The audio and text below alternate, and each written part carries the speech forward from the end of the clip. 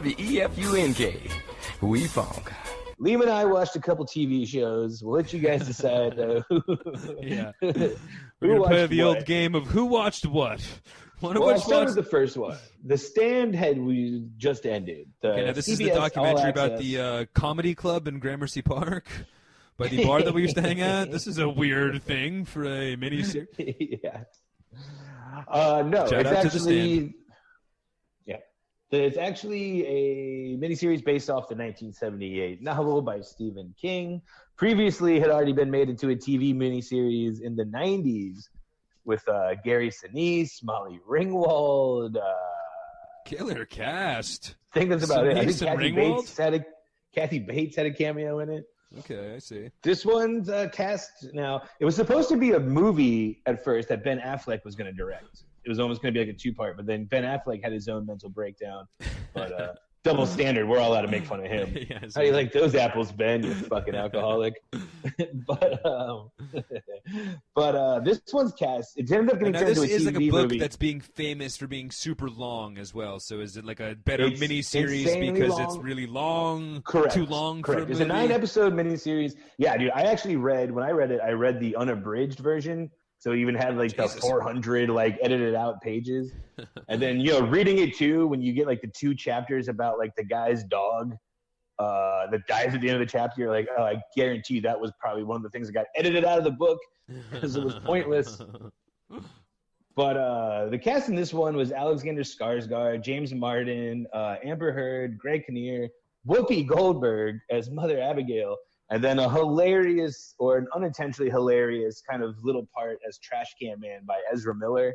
You know him as the Flash in the DC movies, but it was so ridiculous. And I'll put it this way, man. Like, they did the story right. They didn't do it like the book. They didn't start from beginning and end to end. So they would do like a lot of flashbacks and kind of forwards. Like, we kind of start in the middle, and they would kind of do flashbacks, like how it got there.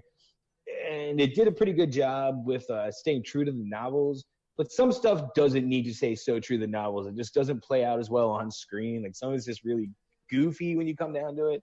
And it's just really the characters had no heart. Doing it for the sake of trying to recreate it from the novel. One of those things. They're just throwing you the bone from the... Like, there was one thing that's so ridiculous that happened. Like, this little lightning ball comes down and, like, starts, like, killing people with electricity. And it was just so cheesy. And I was like, dude, was that in the book? And then, like, I had to, like, re-look it up. And sure enough, there's this whole thing where, like, the finger of God comes down and, like, kills people. And I was just like, see, that didn't really need to be in this. Like, they're just it was just so dumb. But it was good enough. Like, I read the book. So, again, it's one of those things where it's, like, cool to see the characters and things. This really had no heart, is what it seemed like. It was just... And I think another reason people watched it because the whole plot of the thing is that, like, a disease breaks out. Yeah, I was going to say, I mean, it's very, like, pandemic related, you know what I mean? And it's like, it's like one of those where my first question is, was the production from before? Like, was this, supposed to come out in last February? Or was it supposed to come out last March? And they were like, let's put this on hold. I think this is ironically one of those things that got, like, pushed back because of the coronavirus. Interesting. So it was like all ready to go, and because I mean, talk about like and from what I understand, it's not exactly like the pandemic, but I mean, it's a whole miniseries about fucking 90% of the population getting wiped out by a disease. So it's definitely hits home at a time like this. And that really is like just the beginning of the story. Like, that's just like the rest of the book is then about like the 2% that are left, and then it turns into like a good versus evil kind of supernatural Stephen King, like a Walking Dead-ish kind of thing. More so, kind of, but it's just like the one guy that's leading the bad people are like straight up the devil. He's just like, I'm on Earth now, but he's cool. And then the other lady who like brings all the good people together, pretty much is just like has The Shining and like just tells them all to like come and like hang out in Colorado. It's very much Colorado versus Vegas. Either way, weed's legal. So, but it's a great book, dude. Like, the book's like. So you'd recommend the book? Now, did you watch the TV series from the '90s? Can we cross-reference? I did. I actually have the DVD. To Sinise? Very cheesy, the '90s one, but like kind of like. Fucking like entertainingly cheesy, like the '90s one is. Kind of like the It miniseries from the '90s. You know what I mean? just back when like they would do like Stephen King like once every 3 months, like CBS would be like, we turned this Stephen King book into a miniseries. Like, fuck yeah. Back in the day, like mini series like that were basically equivalent to like some idiot making something on their YouTube channel these days. You know what I mean? That was like the 90s equivalent to like a YouTube web series. Like, all right, let's fucking put somebody made it. We might as well show it. You know, we'll put it on fucking. We'll throw it on. Throw it on a Wednesday. You're not wrong. So, I mean, if I was giving it a Netflix and chat review, because the series just wrapped up, here's another big complaint, which might affect my review, is I waited till all but, like, the last episode was out because I didn't want to buy CBS All Access. So I did the old – because they put out all 9 episodes, like, week to week. So I waited, and then I just was going to binge it in a week. And I did, and then I forgot to cancel after a week. So now I have goddamn – CBS All Access for one more month for $10. That's how they get you. What else do you get for your CBS All Access? A lot of shit on there, dude. There's actually like a lot of shit on there, and I was talking to AH about it, and I was just like, dude, should we keep this? Like, there's like all the old MTV Unplugs are on there. You know what it is? It's what CBS All Access is Paramount Plus. Is turning to Paramount Plus. Okay, for the Beavis and Butthead commercials. From the infamous so Beavis and Butthead is on there. Yeah, it's on there. Epic. All the Beavis and Buttheads are on there. All right, well, am I getting CBS All Access? All the old Are You Afraid of the Darks is on there, dude. Wow. The Jordan Peele Twilight Zone 2 series are on there. So, dude, I got it for a month. I'll give you off mic. I'll give you the all my info, and I'll let you use it for a month if you want to watch some. Dude, the Pro Jam Unplugged. I mean, fuck yeah. Pro Jam Unplugged, pretty good, dude. Yeah, fuck yeah. But, okay, that's interesting.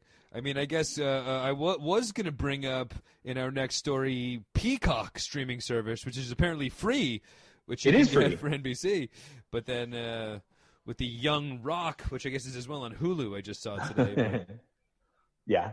But, I mean, I guess that's bringing up our other show that we watched, but of course Young Rock just premiered on NBC. I'll take this one, buddy. Yeah, please. And if you guessed that Devin watched The Stand and I watched The Young Rock, you were right. You win the game of the. Actually, twist. You were wrong. Liam watched The Stand. Well, Devin did watch Young Rock too, but I guess. I had my dates wrong because I hilariously texted Devin that we had to talk about Young Rock on our Geeked Up episode because they had just started casting, and then Devin informed me that it was indeed premiering that night. So that was, I mean, so you weren't wrong. The casting went well. Exactly. So, but we both watched. I loved it. Best show ever. I think my exact quote to Devin was, "It was like Seinfeld, only better." Was my official review of the Young Rock. However, I don't know if you're going to feel the same if you're not like a diehard wrestling fan / Giants fan that loved Jesse Armstead. So we're super happy that fucking Jesse Armstead from the 90s Giants and Andre the Giant were both in the first episode. Other than that, I thought you'd be more happy about the Iron Sheik. Yeah, the Iron Sheik too, another. Because he's come up a lot on this show. As being the originator of jabroni, the term jabroni, which of course The Rock gets credit for by bringing everybody, by bringing it to the mainstream. However, that's a very famous Iron Sheik term, jabroni. But so now, very fun in that like nostalgic way. Pretty shitty sitcom, I'd say. Not worth anybody's time to like actually watch, unless you are a big wrestling fan, in which case you're watching anyway. But Now, do you think that's why the Iron Sheik is in Young Rock when Young Rock is a kid? So he's like going to give him. Is there going to be the very special jabroni episode where he's going to be like, "Do you mind if I take that?" I mean, I guarantee you that comes up for sure. But I mean, I feel that, and like as well, like I when I heard about the casting, like I brought up to you, but I've heard I think like Macho Man's gonna be in it later in the year, Hogan. So I just think it's like one of the fun parts about the show. Basically, they alternate timelines from 2032, in which Rock is the president, and he's doing an interview. Running for president. Yes. Yeah. And I'm assuming he wins. But and he's looking back on his life, so then it cuts to various time periods. And I think that looks like what the show is going to be, just cutting place to different time periods. So I think the whole point... Just to jump on that, dude, why? Why does there have to be, like, the background of the show is a 2032 presidential interview? Sure. Like, dude, because my other point is, dude, like, this is clearly, like, it all started with Everybody Loves Chris, right? Everybody hates Chris. the Chris Rock prequel story. Yeah, for sure. And then there was now there's young Sheldon. Yeah. And like, which I think I'm shocked that CBS isn't suing NBC for Young Rock. Like, sorry, Rock, pick a different title. Yeah, like, I know. it wasn't called Young. Yeah, Everybody Hates Rock was already taken. Like, what the fuck? Yeah, dude.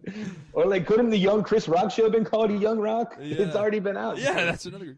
But yeah, no, you're right. I did not like that presentation at all. It does not make me feel like it has any staying power as like a 10-year sitcom. Like it came across like it was like a 1-episode special. Like, all right, they cut to different timelines. That was fun. But like, how are they? Wait, where's the staying power in this? Unless they eventually stick with a time period, you know what I mean? But if they're bouncing around back and forth, I feel like most of the funny, good stories are going to be when playing in the juxtaposition of a little kid dealing with like fucking crazy professional wrestlers from the fucking 1970s and 80s. Plus, dude, isn't there better wrestlers we can do younger? I want to see young Stone Cold and like the trailer park he lived in, or better yet, I want to see fucking young Doink, like just a little clown, mischievous clown. You know, I think I might have just came up with a new Game Time. Yes. Oh, that is a definite. Are we doing our young blind analyze on wrestlers' origins? Okay, this could be a perfect. I'm gonna get Goots on the horn for help with this one, but I mean, I guess as well we should talk about on another episode, but the whole Hogan Netflix movie coming out with Chris Hemsworth, like the Hogan biopic. But so I guess that's not as much of a prequel, but like a full-on biopic going on. But honestly, dude, I don't think there is a better character to pick than The Rock, based on the fact that he grew up in the business. So you have these clips of him being a kid dealing with Andre the Giant and all. Like, that's really going to be the main. And his old man, yeah, like you said, his old man was a wrestler. But that was the thing as well that I texted you about, and I wanted to pop this on you. I even gave you a tease when we talked, and I kind of lied to you. But and I even sent you a text before about one of the interesting things about making a show, like a family-friendly show about The Rock's childhood, is The Rock's dad is known to be one of the biggest fucking scumbags in wrestling. And I told Devin when he asked why that, just because he's a wrestler, you know, and they're all degenerates. But Rock's dad was actually charged with rape of a teenager in the late 80s and was like a fucking huge alcoholic. And then in the 2000s got in trouble for like lewd comments to a minor and sexual harassing coworkers and all. But he's been like he's like fleeced all sorts of people on promotional deals and like stuck up promoters and done all sorts of like terrible business. Like he's just like a known, as a lot of wrestlers are. It's like a huge part of like, especially this era of wrestlers, the 70s, 80s. There was no corporate structure. They're basically carnival acts. They're traveling carnies for independent promotions. Okay, dude, that's a bold move for The Rock to make his dad like one of the central characters. That's what I was going to say. Like, how are they going to portray him as this? Because him and his dad, like when The Rock was coming to prominence, everybody knew that his dad was a famous wrestler. His dad was one of the first black tag team champions, and like his grandpa was a wrestler, his dad was a wrestler. So everybody knew that about The Rock. However, The Rock during his main fame in the 90s did not talk to his dad, and they never were like in the WWF as like a father-son tandem. Yeah, because The Rock did not get along with him after he got charged with rape, like in the late 80s or whatever. His Rock was like kind of, removed himself from his dad throughout his professional wrestling career. It was like, yes, I'm the son of a wrestling legend, but he was not like fucking, the world's greatest dad kind of son, parental figure. You know what I'm saying? Because of The Rock's shady past. But I'm wondering how deep the show's going to get into it, dude. Yeah, they did present him as like kind of a sitcom-esque, lovable, creepy scumbag, like sleazy drunk, but like a sitcom lovable fashion. But maybe there will, I'm sure, be on a very special episode of The Young Rock. The Rock's dad rapes a 17-year-old, and a young Rocky has to deal with it. But Young Rock, dude. But I want to get into something else, though, dude. And this is another big bombshell that I've wanted to break on you for the show. Because there's another great story going around in the wrestling world right now. And again, not even in the mainstream wrestling world, but in like the old school territory era wrestlers of guys that didn't even make it to the WWF because they were famous before that was even a thing, pretty much. Okay? But how about this for a great story that's going on in the wrestling world? And I feel like kind of came to its great climax this week, but as well crossing over into major political relevancy and mainstream relevancy.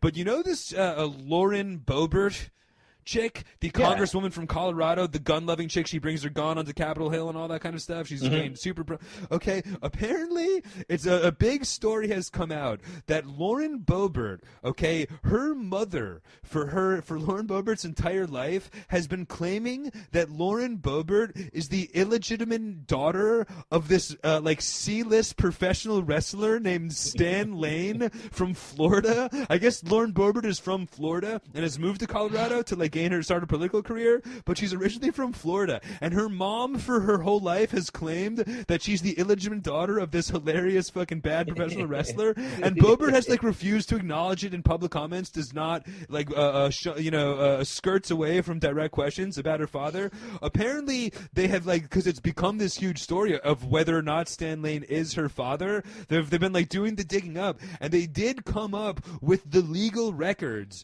of Stan Lane. I'm guessing Stan Lane is dead, right? No, he's still alive, and apparently like liberal, and like a lot of wrestlers you'd figure might be like all for Bobert, but he's apparently like a big liberal, and he's come out with releasing his paternity test that he took in the late 80s. Took a paternity test, and Lauren Bobert's mom had to officially drop her legal claim. However, has continued on with the lie for her entire life that this guy is her father, even though he took a paternity test and was proven not to be.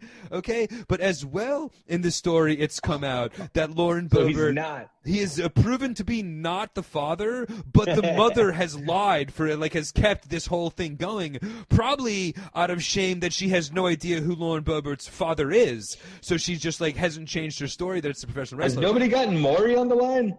Yes, well, somebody did in the 90s, and he fucking took the test, and he came out clean. Like, that's the whole point, you know? And it's as well as they've done more digging that she has as well has 2 birthdays on record, okay? So it's just, like, basically coming out that she's just a hilarious, like, fucking Florida white trash, and no judgment. However, you know, it's just kind of coming into the direct...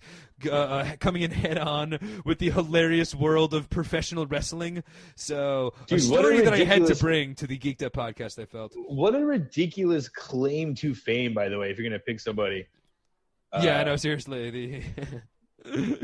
I mean, she's just like sticking with her story from back in the day, though. This isn't like she picked out like a wrestler that she was like whimsically hoping. It was like she fucked Stan Lane at some point and got pregnant and figured it was her baby. Stuck, and then like when she found out, she was like, "Oh fuck, dude, I don't know who this chick's dad is. I'm sticking with the whole Stan Lane story." But so kind of heartbreaking news because she would have been now like my leading political favorite for president if she was indeed the illegitimate daughter of Stan Lane.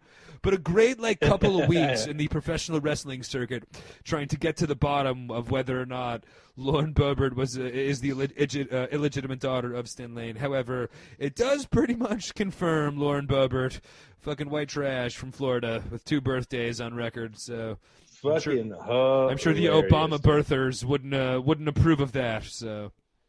Well, I hope there's some kind of timeline or some kind of mention of that in the Young Rock episode. Yeah, seriously. Somehow the libtards are going to make sure that gets cut, I feel. Big Al! WEFUNK. We funk.